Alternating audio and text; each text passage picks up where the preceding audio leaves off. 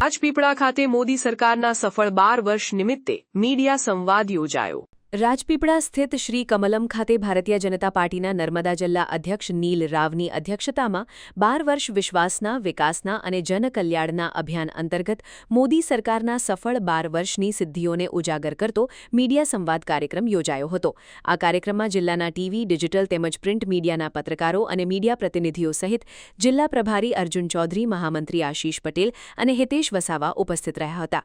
કાર્યક્રમ દરમિયાન કેન્દ્રમાં નરેન્દ્ર મોદીના નેતૃત્વ હેઠળના 12 વર્ષના કાર્યકાળ દરમિયાન દેશના વિકાસ, જનકલ્યાણકારી યોજનાઓ, આધુનિક ઇન્ફ્રાસ્ટ્રક્ચર, ગરીબ કલ્યાણ, મહિલા સશક્તિકરણ, કૃષિ અને ડિજિટલ ક્ષેત્રે થયેલી નોંધપાત્ર પ્રગતિ અંગે માહિતી આપવામાં આવી હતી।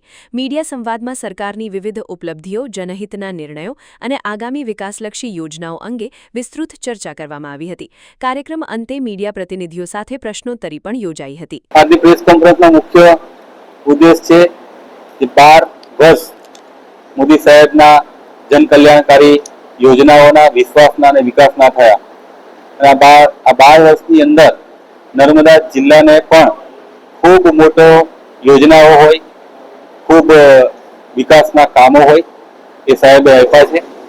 આજે સ્ટેચ્યુ ઓફ યુનિટીના કારણે દેશ અને દુનિયામાંથી લાખો લોકો નર્મદા જિલ્લાના પ્રવાસે આવે છે અને આ પ્રવાસના કારણે, આ પ્રવાસીઓના કારણે આજે નર્મદા જિલ્લાની અંદર રોજગારનું પ્રમાણ વધ્યું છે। ગરુડેશ્વર વિસ્તારના લગભગ 5000 જેટલા યુવાન યુવતીઓને આજે સ્ટેચ્યુ ઓફ યુનિટીના માધ્યમથી રોજગારી મળે છે। આજે આપણી આદિવાસી બહેનો આત્મનિર્ભર બની છે કે પીક રિક્ષા ચલાવતી હોય, ક્યાંક આપણું લોકલ ફૂડ લોકોને જમાડતા હોય અથવા તો કેસુડાના સાબુ બનાવતા હોય, અનેક પ્રકારની યોજનાઓ માન્ય મોદી સાહેબના માધ્યમથી નર્મદા જિલ્લા સુધી પહોંચી છે અને એક જ્યારે છેવાડાનો જિલ્લો આજે દુનિયાના નકશામાં અંકિત થયો છે। આ જિલ્લાને સાહેબ જ્યારે મુખ્યમંત્રી હતા ત્યારે ડેડિયાપાડામાં આવી અને શાળા પ્રવેશોત્સવ અને કન્યા કેળવણી જેવા કાર્યક્રમો કર્યા હતા અને એ શાળા પ્રવેશોત્સવ અને કન્યા કેળવણીના કારણે આજે આપણા આદિવાસી સમાજના યુવાનો યુવતીઓ ક્યાંક ડોક્ટર, એન્જિનિયર, પાયલોટ બનતા હોય છે, રમતગમત ક્ષેત્રે પોતાનું નામ રોશન કરતા હોય છે। આજે નર્મદા જિલ્લાની અંદર મેડિકલ કોલેજ હોય, ભગવાન બિરસા મુંડા ટ્રાઇબલ યુનિવર્સિટી હોય, દરેક તાલુકામાં એકલવ્ય મોડલ રેસિડેન્સી સ્કૂલ હોય, જવાહર નવોદય વિદ્યાલય હોય, આવી અનેક પ્રકારની શિક્ષણ ક્ષેત્રે પણ સાહેબે ચિંતા કરી છે અને નર્મદા જિલ્લાને પોતાના ઘરનો જિલ્લો હોય અને ઘરના વડીલ જેવી રીતના કાળજી રાખતા એવી રીતના જિલ્લાના લોકોની ચિંતા કરી છે।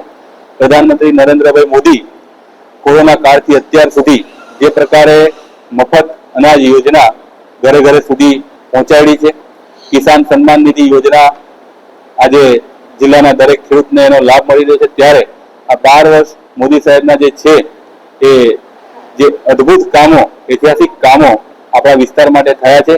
એમને શુભેચ્છા આપીએ છીએ, અભિનંદન આપીએ છીએ અને આ 12 વર્ષ નિમિત્તે સાથે સાથે વડાપ્રધાન નરેન્દ્રભાઈ મોદી જે દેશના સૌથી વધુ દિવસો વડાપ્રધાન તરીકે કામ કરવાવાળા વડાપ્રધાન આપણા બન્યા છે। 4936 દિવસ આજે એમને પૂર્ણ કર્યા છે। તો આજે સાહેબને શુભેચ્છા પણ આપીએ છીએ। માં નર્મદા, માં દેવમોગરા માતા, માં હરસિદ્ધિ માતા સાહેબને ખૂબ શક્તિ પ્રદાન કરે અને આવનારા અનેક વર્ષો સુધી હજુ આ દેશનું નેતૃત્વ કરતા રહે અને 2047માં જે દેશને એમને વિઝન આપ્યું છે કે ભારતને વિકસિત ભારત બનાવવું છે, ભારતને મજબૂત ભારત બનાવવું છે, ભારતને દુનિયાનું સર્વશ્રેષ્ઠ રાષ્ટ્ર બનાવવું છે, એની માટે ઈશ્વર એમને ખૂબ શક્તિ આપે અને સેવાકીય કામ કરતા રહે, એની માટે આજની પ્રેસ વાર્તા હતી। આ 12 વર્ષના શાસનકાળમાં આપણે જોયું કે વડાપ્રધાન શ્રી આપણા નર્મદા જિલ્લાને સ્ટેચ્યુ ઓફ યુનિટીની ભેટ આપી। આ સ્ટેચ્યુ ઓફ યુનિટીના કારણે આખી દુનિયાના નકશામાં નર્મદા જિલ્લો અંકિત થયો છે।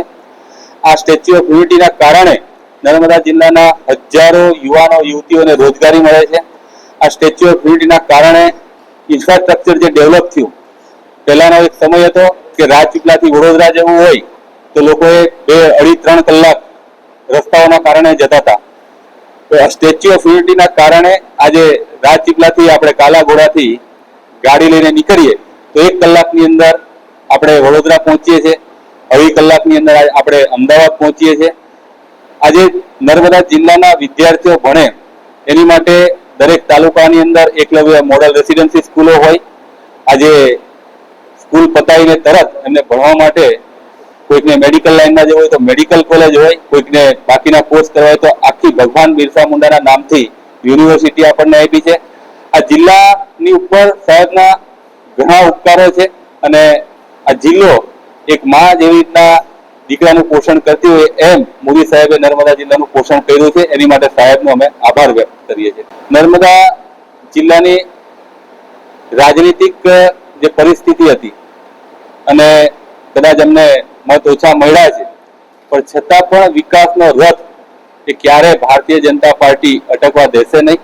ગુજરાતમાં સરકાર ભારતીય જનતા પાર્ટીની છે, કેન્દ્રમાં સરકાર ભારતીય જનતા પાર્ટીની છે અને ક્યાંક ચૂક અમારી રહી ગઈ હશે, પણ છે સરકારની યોજનાઓ છે. આજે મોદી સાહેબના નેતૃત્વની અંદર 2020 થી લઈને આજે 2026 સુધી મફતી અનાજ પહોંચાડવાનું કામ હોય કે પ્રધાનમંત્રીજીએ દરેક આપણા નર્મદા જિલ્લાઓના લોકો માટે કિસાન સન્માન નિધિ યોજનાનો જે લાભાર્થી હશે કે આયુષ્માન ભારતના કાર્ડ હશે, આ બધું અવિરત સેવાના માધ્યમથી અમે પ્રજાનો વિશ્વાસ જીતીશું.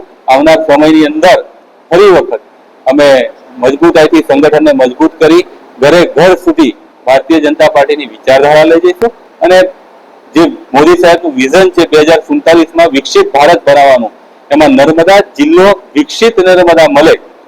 વિકસિત નર્મદા સાથે નર્મદા જિલ્લાના લોકોનો બૌદ્ધિક, આર્થિક, સામાજિક તમામ ક્ષેત્રે મજબૂતાઈ વધે અને મજબૂતાઈથી લોકો દેશ માટે, રાષ્ટ્ર માટે કામ કરે, પોતાના પરિવાર માટે કામ કરે, એનો પ્રયાસ અમારો સતત ને સતત ચાલુ રહે. સમાચારની અવનવી અપડેટ જોતા રહો નિખરતા ગુજરાત ન્યૂઝ સાથે. નિખરતા ગુજરાત ન્યૂઝને લાઇક, શેર, સબસ્ક્રાઇબ કરો અને બેલ આઇકન દબાવીને સમાચારની ઝડપી માહિતી મેળવો.